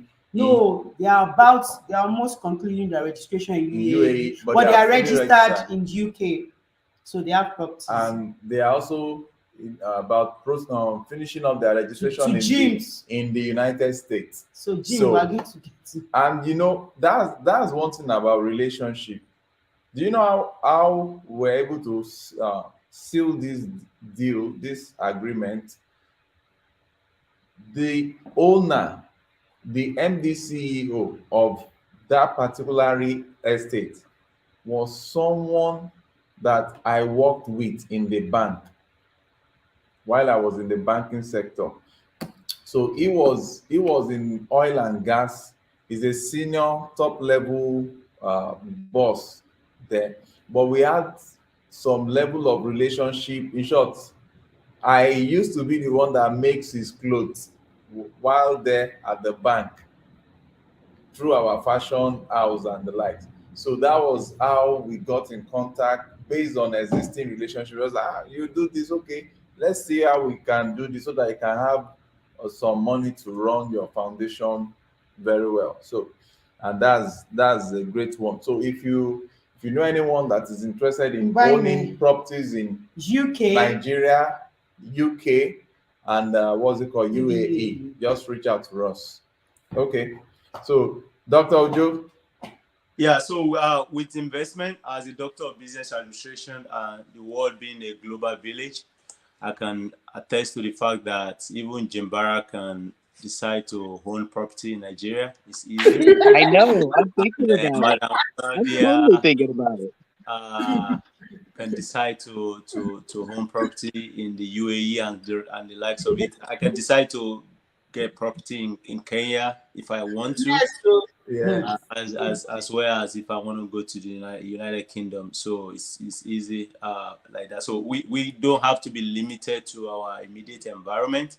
We have to learn to diversify our portfolio and try other market, especially emerging markets. Whether we like it or not, Africa is going to grow. I saw that a long time ago. My worry is not that they're going to break loose of the shackle of slavery and all this. My worry is if they will be able to sustain it and for how long.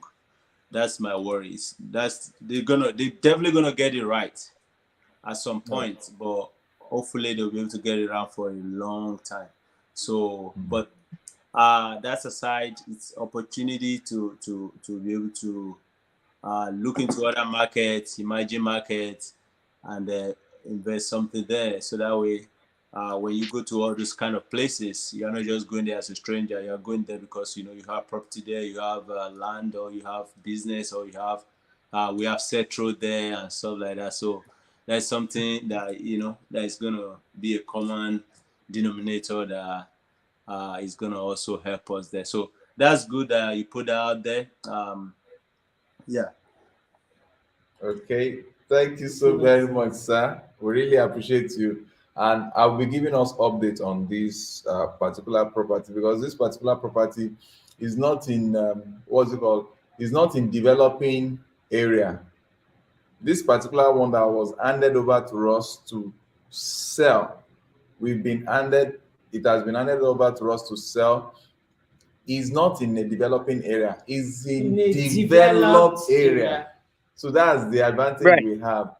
Is in a developed area, already fenced round with and gated. So Houses are around. houses are around. People are already living there. everywhere. So he just got back from the UK to Nigeria and decided to give us a call. All this because So Jim, please help us to look for those that want to buy. all this because we decided wait.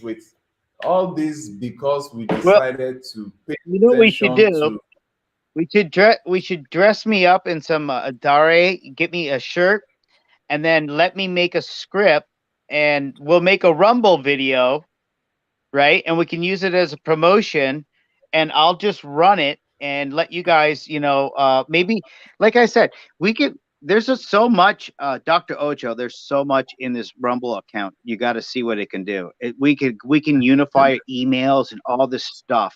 It's going to be so good. If you could just, please. And there's a lot of like legal, oh man. Anyway, yeah, but yeah, I'll make a commercial. And I'll do a good job too. Okay, Yeah. you know I'll what? have to do. I'll prepare the content for you, and I'll send you the content. And I Oh yeah, can tell make you the that script. Yeah. yeah. And since there is production, good quality production company in the US, I can just send you sample of t-shirts, because we are going to actually make a branded shirt for it, so that I can produce it over there. Oh and yeah. just Yeah, let's do that. Yeah, make a shirt with your logo on it or something, right? yes, logo. So Well, we Yeah. thank you. Dude, There's did you so make- much work that's gonna be done. And Oh we yeah, wanna we thank can't you stop. and thank That's why we got to the keep moving. creator Eh, and thank future partners and thank the past foundational partners. Right now, just from on behalf of our family, we want to thank the Most High and the foundation of the Cetros. Just foundation is the heart, the integrity, and all this stuff that's building around it. It's a blessing. Thank you, Dr. Ojo. Thank you, Jim. wow. I hope Jim has I think I'm gonna go put some stock in Rumble the way he keep promoting it. I'm like, maybe I should just go in the S&P and maybe get on behalf of the Cetros. I just buy like 10 shares or something. But anywho, give thanks for all these opportunities. And yes, Dr. Ojo, we are going to make it. It's how we do it and how we sustain it. And that's keeping on with our ancient ancestors, with the scriptures, or whatever way, the oral traditions. We have to remember that. I can't wait to see you. I can't wait to see y'all in the traditional gear as well. Give thanks. Whoa. That will be I look forward to that as well. And you'll be seeing some nice styles very soon on us. We really appreciate everyone. We appreciate you, Nubin Me. We appreciate you, Dr. Ojo, Jim Barak, Madam Olaomi, Madam Claudia. Madam Claudia. Madam Claudia said something. Let me quickly quote her. Where's she? Says, oh yes, Mr. Cetro. One full basket. That's a slang. Say one fully basket, and Madam Claudia is a squeaky wheels. No, Madam Claudia. Squeaky wheel. Give up, Get he says, some oil. Squeaky wheel gets the oil, but yes, He pay will it get forward. the oil. Mhm. And it's Oh, wonderful for the students to pay it forward. Pay a little donation to the foundation. It goes a long way. yes. Yes. So we are also, as a family, we are also trying our best to make sure that we do go extra mile so that we can also have something to always give to the foundation to support this youth, because their numbers are increasing. Now we have some youths that are suffering from flood, but we have limited resources, so we are just trying to calm down on it. But if there is any, and also our, what's it called, our annual conference is coming up December 17th. Although that is somehow scary, because what we were planning for before, in terms of feeding, the price of foodstuff because of that flood has gone to like times 2, sometimes 3. A bag of rice that was 35,000, 29,000 It's before is happening now here too. It's happening is here now too. We have all our food is doubled in 2 wow, years. is Doubled now in price. 49, We had 45. normal, like, When I saw the say prices again. of this, I was even scared that, are you sure we are still going to have this annual youth conference? Because We have to. the price, we have to. So But I'm important. telling you, I'm a human being. When I saw the calculations, is not friendly without God's help. So we really appreciate everyone. For those of us that are seeing this and you've been following us, you've been seeing what we've been doing all this while. If you want to support the Citrus Foundation, this is our GoFundMe account. For those that have been supporting And for us, those that have been like supporting somebody us, I mentioned it last yes. time. Okay.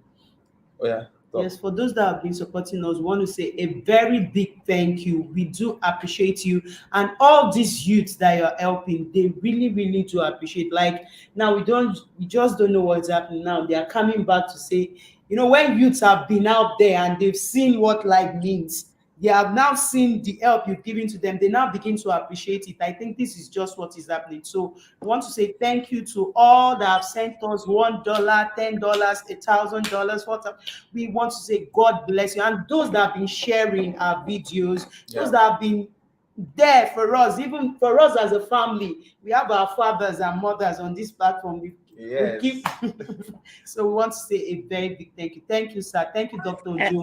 May I Ojo say the has seeds, the seeds. You guys are the seeds, and Cetros farming, very important, especially right now with the food shortage. Just my heart is saying that's another thing that Cetros has to start farming. Let's get to the farming, because there is a worldwide food shortage, for sure. Okay. Yes, that's a good one too. Hmm. Something to think about. So true. And Madam Olaomi has been, what's it called, on this. She sent us seed. She sent us seed. Yes. She sent us seed. We are trying to get, what's it called? This chemical fertilizer that will be used and this thing. So Jim has offered to train us on how to Do not grow. get Roundup. Do not get Roundup. Oh, don't worry. I got all the Natural plant stuff. fertilizer. No I got all Roundup. that. Don't worry about it. We'll just get some ladybugs out there and then whatever. But yeah, don't worry about that. No chemicals on any plants. Everybody knows that. Okay. So Jim has offered to train us on how to use aeroponics. Whatever I call it, is it, Abby? So And composting, worms, compost. I can't say enough about composting, and proper composting. Yeah, I got a big compost pile right here. I got one out here in the garage right now. Oh wait, see it right there? whoa. You guys see it with the blue tarp on it? Right there? Yes. That's all. You see that? I've been composting in this pile, and I just watered it last night. It's heating up really nice.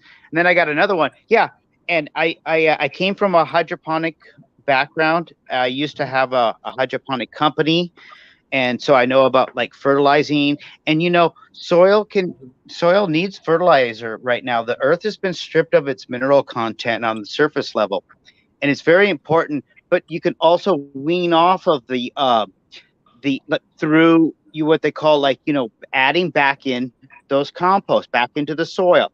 So you can wean yourself off of fertilizers because but you're going to need it in the beginning, especially when you're farming. But once again, if you guys are starting this housing project, I would integrate a garden. We could do something where ask Jim this, ask Jim that. Once we get to 100, or we can do it on this, but you could integrate it as something. Hey, guys, we also have somebody who can help you, teach you how to grow kale if you like broccoli or something like that.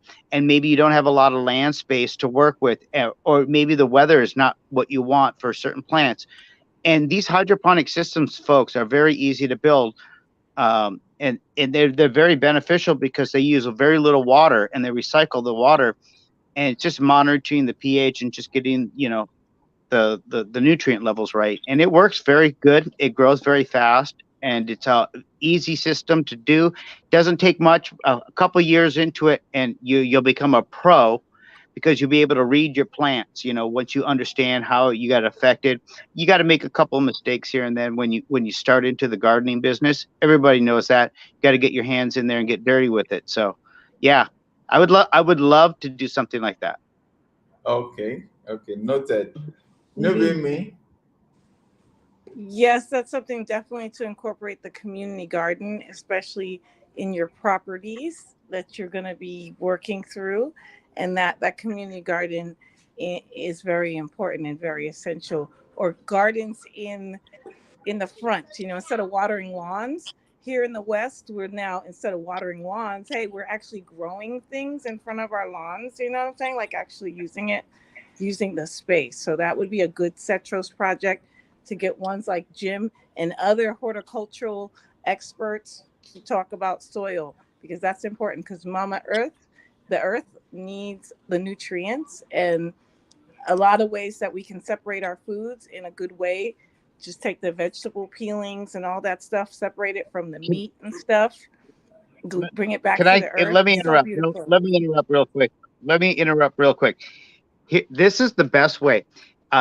So Deo and Joe K, find some company where you live nearby that trims trees, and they have these chippers. They're big. They shove tree limbs in.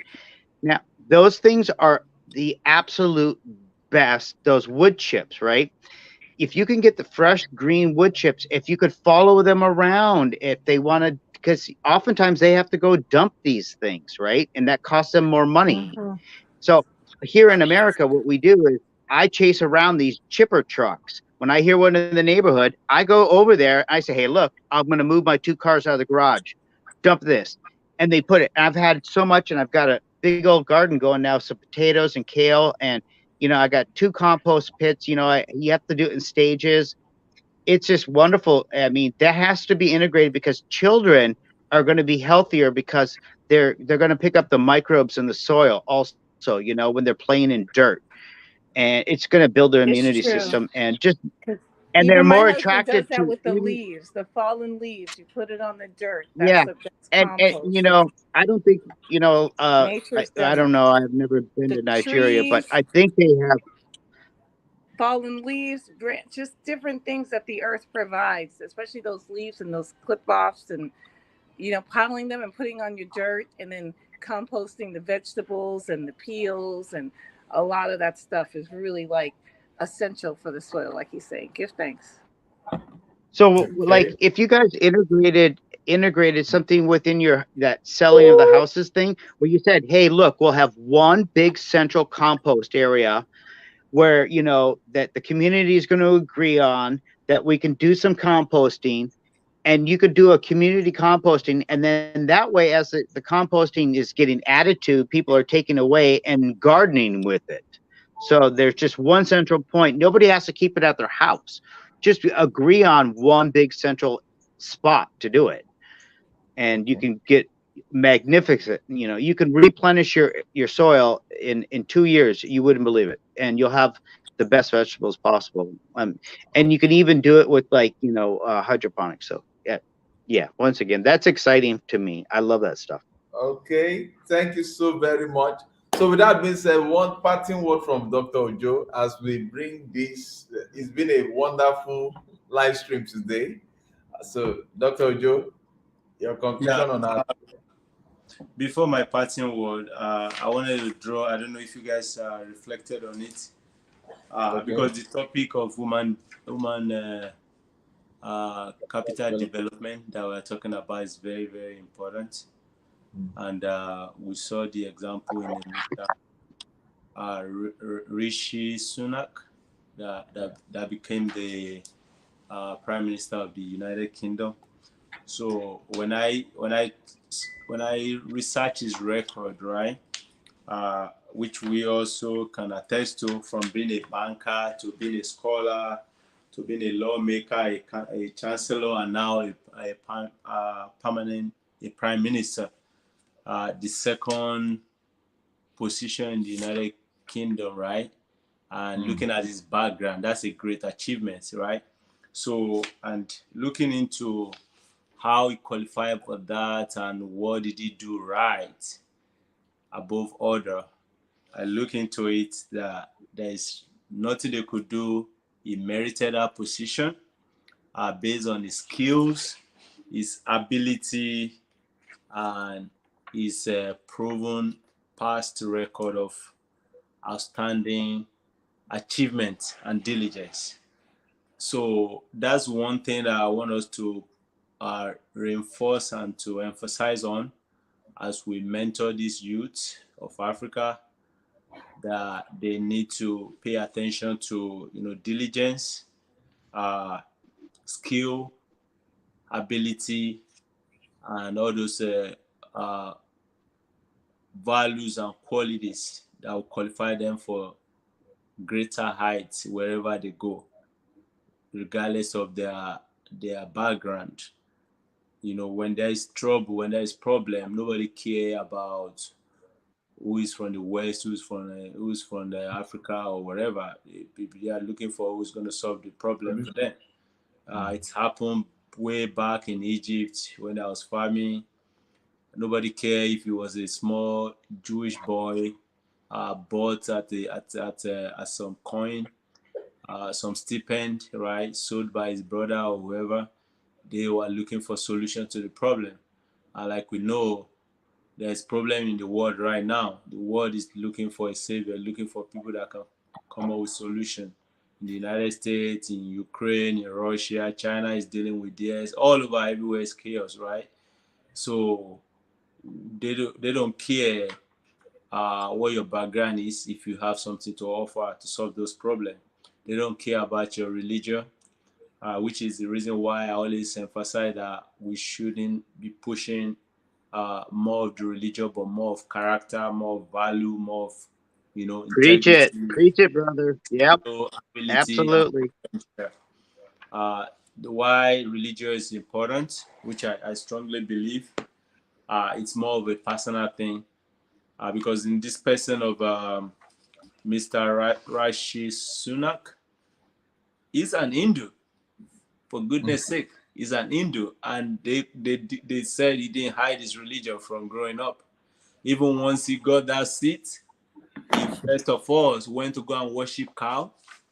He puts whatever red string on his wrist, which he usually wouldn't do before, but it's another kind of spiritual kind of whatever that they practice in India. And from his background, he put it Kalawa. They call it Kalawa. He put it. He worship cow. He celebrated his religion, Hindu and stuff like that. You see what I'm saying? And I dig deep into it. I know that the royal family, they are Christian, they are Catholic, they are Anglicans.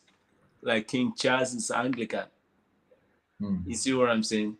So what am I trying to draw emphasis on is that when there is problem, and we're looking for someone that have an idea and a way to solve the problem, the first thing is not what you look like. It's not what your religion is. It's do you have the capacity? Can you solve this problem? Can you save humanity from dying? Can you rescue this nation how that's much about to, how that's much going through this? how much self-reliance do people need to put on themselves? So those are the things that matters. Whereas whatever is religion cannot be separated from him, right? Because that's probably what I've helped him achieve his height, right? Like each and every one of us. But people should reckon with our religion after they've benefited, after they've seen the value that we are able to offer, not just to the people around us, but even to solve the world's problem. Then other things can follow. You see what I'm saying? So I really want you to pay attention to that their background does not mean anything. Anyone from anywhere in the world can become whatever they want as long as they have life value, principle.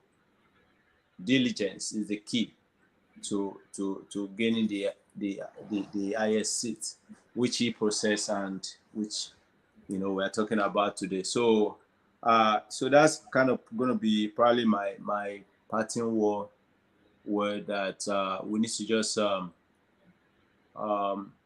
properly mentor these youth and let them know, regardless of where they go, those in Ghana and those that will go to the United States and other parts of the world, they should not forget how they started, and they should not forget that what distinguishes human being from one another is the value we have to offer. That's it. Thank you, guys. Well, thank you so very much, sir. Jim, your parting word. Rumble, Rumble, Rumble. I want 100 people on Rumble. I want to be able to have a backup channel if anything went wrong with this channel too. It's also a backup. Dr. Joe, please look out for the look at the account itself. And I want to say once again, thank you to Newbie Me, Madam Claudia, Madam Olawami. Yeah, I think I got it right. And Olawan. Say it again. Olawumi. Olawami. Oh, all right, I'll work on it. And when I read it by myself, I can do it. But then when I talk, I can't do it. But I want to be. Once again, it's an honor to be involved with people that have a future destination viewpoint. Don't want to leave anything on the table, and I love what your approach is. My main focus right now is thinking about trying to get this Rumble account good so I can go out with some good quality, lots of videos, and I can show that on your past you had over 100,000 people. We just need to a lot of people know about the censorship. I want to see a migration over where your videos are going to get all of a sudden popular, and then you're going to start getting ad revenues, like free money, like stuff that use the system to your advantage is what I'm saying. And it is there. This is a really nice little Rumble's big, guys. I'm telling you, it's big. And that's my parting words. Okay. Well noted. Thank you. Yes, and our parting words is we give thanks to the Creator and knowing and having faith in the supernatural, and that it's not about numbers and it's about the heart and the faith. And we know that not everybody's going to come, but the right people will come and support. So, Jim, it's okay. We have a Creator, and number system is not how he works. He likes to make it small and powerful. Little, for sure. Absolutely. So you know what I'm saying? We can go there too. We can go both gonna bring the right people. I'm just saying, for everybody who's supporting, it's not about the numbers, it's about the heart and the foundation. And we cannot build this foundation on sand. We're building it on the rock and the foundation of integrity and for the next generation's sustainability. So thank you so much, everyone. Yeah. That's a given, but numbers do count though, because you need. Of course, Jim. No. You're right, Jim. Numbers but count. I'm just saying, I just wanted to give that parting hope Yes, of course. The with problem, look at with the values we are offering, the number is gonna come. Trust me. Very well. Exactly, Jim. Let's just Cafe. see The right giving the numbers, right right? The value. The right right numbers. numbers. The numbers will Cafe. come as a result of the value that is being given. oh, well, Okay, from that's And my always been there. future, That's a we, given. we Yeah. thank future supporters and future contributors and bless future partnerships and the students who come out of this for the next decade and decade. Give thanks. yes. Thank you so Okay. very much. My own. Okay, I want my wife to go first. No, go first. Okay. My own parting word is this. I'm going to pick my parting word based on what you just mentioned now, Jim and Madam Nubemi. 2 years back from today, no single real estate company or any other company would have said, oh, we want to do something with the settlers so that you can have fun to take care of your family and also have fun to take care of the foundation. But because we forgot about ourselves, despite whatever challenges, we forgot about ourselves, we faced adding value to the life of youth that cannot even pay us back. I remember some persons were even sending us some chats that we are not more serious with our personal work, that we are too serious with this foundation work, we are too serious with this youth work, that they are not happy with it. But because we saw that whatever personal work we were doing, we are surrounded by too many youths that are in pain and they are always begging. But we decided to go a step further, which was ignited when we lost our baby. And we decided that what happened to us, we don't want it to reoccur in the lives of people around us. But I tell you, in the place of value addition, and that's why I always balance things. Don't let us shout our religion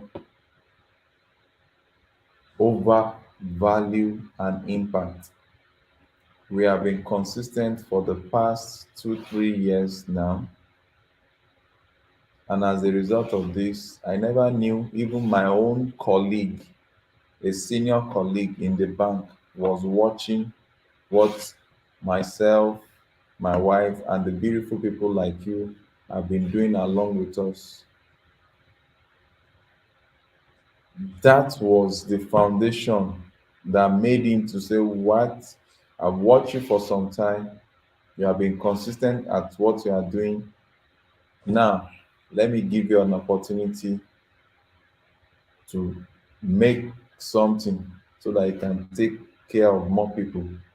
He was referring to it while we were in this car with him, said, it is that area of influence you are having on this youth that is touching me. Because I'm not even in the real estate. I don't know Jack in real estate, but somebody in real estate, we're not talking of somebody just doing Nigerian real estate, somebody that is in real estate, that is working outside the country, doing real estate outside the country, is calling myself and my wife to say, you know what? I want you guys to partner with me, and this is what I will do for you so that you can take care of foundation. When you sacrifice for others, things will get better for you because you have forgotten about yourself. Selfish interest has gone out, then results will come in. I really appreciate everyone that has been part of this journey so far. I want to thank you and continue to thank you and continue to thank you because words cannot be enough to express our gratitude. We know we are going somewhere, but even we do not understand where we are going to. We just know that we just want to see smiles in the life of people. This boy that we shared the video today continued to send us pictures, videos upon videos, was just smiling, was just laughing. Why? Because the little effort we made for him. They are now giving him contract outside Nigeria. And I know very soon he will be getting contract outside Africa. And that is how to build a community of people that will do well and now help us to help more people. We are so proud of you that believed in us. We are so proud of you people that despite the way Nigerians have been viewed across the globe, you still believed in these two people, these two husband and wife that knows nothing but are just willing to be an agent of change. We appreciate all of you. Is it Dr. Joe? Is it Nubimi? Is it Jim Barak? Is it Madam Claudia? Is it Madam Olaomi? Is it? I don't want to be mentioning names. Is it the lady that? Is it Auntie 54? Is it the lady, the madam that sent money for us at the first time when we were moving to this foundation to get a good place? Is it those that have been sending things? As we speak, there are some of you that so many things that is actually anything that will point to will see your name. It was sending by this madam. It was sending by this madam. Right from gas cooker that we are using at the foundation to even if I begin, I can't finish mentioning them. We appreciate all of you. We want to say this period is for us to move forward. We have gotten to a point that we are moving forward because if you can see a real estate wanting to partner with us, then that means that something is happening. We are so grateful. We are so glad. Jim is going to open a Rumble channel for us, making all the noise that people should. This is not something that is just ordinary. There is a whole lot of connection that we are having here to change the world.